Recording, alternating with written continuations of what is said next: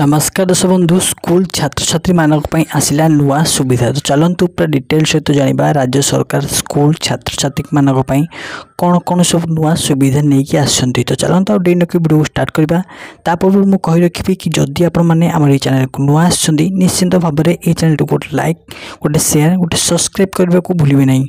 तो गवर्नमेंट तरफ आर्टिकल मध्ये आसी देखंतु लिखाई छै पीएम घोषणा योजना रे स्कूल पिला को दिया जाइथिबा मध्याह्न भोजन रे किछिटा परिवर्तन हेछि। जो पिला माने अंडा खाउ नथिबे सेमानक फल दिया जे बोली राज्य सरकार कहिसंती।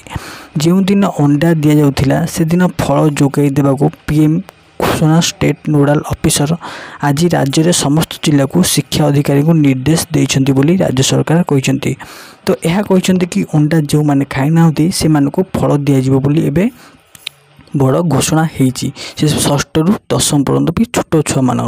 तो आउ एक गवर्नमेंट तरफ आर्टिकल आसी। तो चलते से आर्टिकल पढ़ी ना कौन से गवर्नमेंट तरफ आर्टिकल आसी देखूँ लिखा अच्छी कि राज्य में कुपोषण दूर सह पिला मानकु स्कूल प्रति आकृष्ट करने आरंभ होइथिबा मध्याह्न भोजन रे विभिन्न खाद्य सामग्री रही।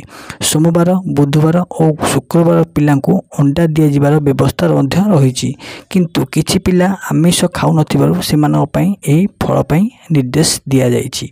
तो यह को राज्य सरकार पूरा कड़ाकड़ी भाव में आवेदन करियो बोली मध्य सरकार कहिसंती।